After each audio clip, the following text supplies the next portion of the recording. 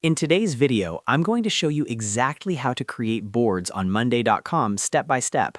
Whether you're managing projects, tracking marketing tasks, organizing client work, or building a CRM, boards are the foundation of everything you do inside Monday.com. So if you're new to the platform or just want to set things up the right way, this tutorial is for you. And if this video helps you out, make sure to hit that like button and subscribe to the channel for more simple and practical software tutorials. All right, let's get started. First, log into your Monday.com account. Once you're inside your dashboard, look over to the left-hand sidebar. This is where all your workspaces and boards are organized.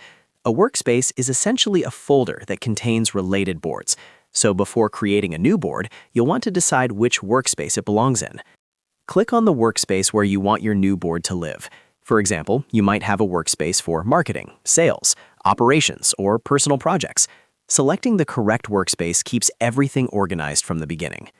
Now that you're inside the right workspace, it's time to create your board. In the left sidebar, click on the plus icon labeled Add. From the drop-down menu, choose New Board. Monday.com will then give you a few setup options. In most cases, you'll want to select From Scratch. This gives you full control to customize the board exactly how you want it. Next, you'll need to name your board.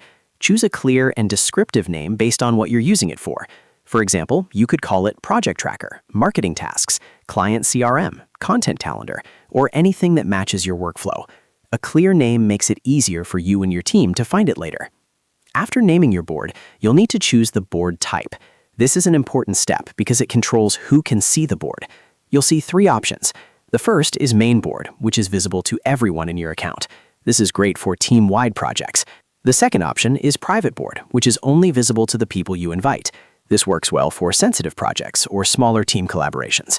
The third option is Shareable Board, which allows you to invite guests from outside your organization, such as clients or contractors. Select the option that best fits your needs, then click Create Board. Once your board is created, you'll see a basic structure appear. Now it's time to organize it using groups. Groups are the horizontal sections that help you categorize tasks. By default, you might see a group already created, but you can rename it or add new ones. Common examples of groups include To Do, In Progress, and Done. You can also create groups based on project phases, weeks, priorities, or departments.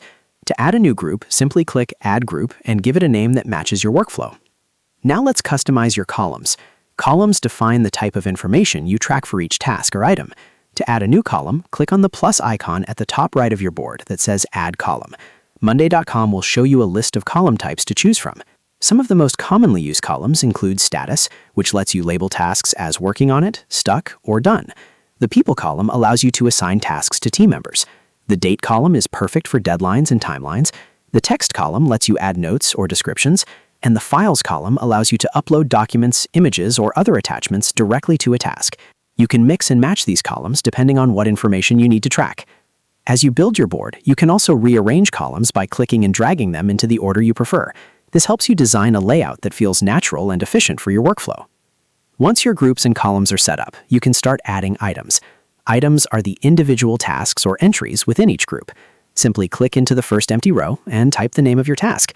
From there, you can assign team members, set statuses, add deadlines, and include any relevant files. And that's it. You've successfully created a board on Monday.com from scratch, customized it with groups and columns, and set it up to match your workflow. As you continue using Monday.com, you can further automate tasks, create dashboards, and connect boards together, but building a strong board structure is always the first step. If you found this tutorial helpful, make sure to hit that like button and subscribe to the channel for more easy-to-follow Monday.com guides and productivity tips. Thanks for watching, and I'll see you in the next video.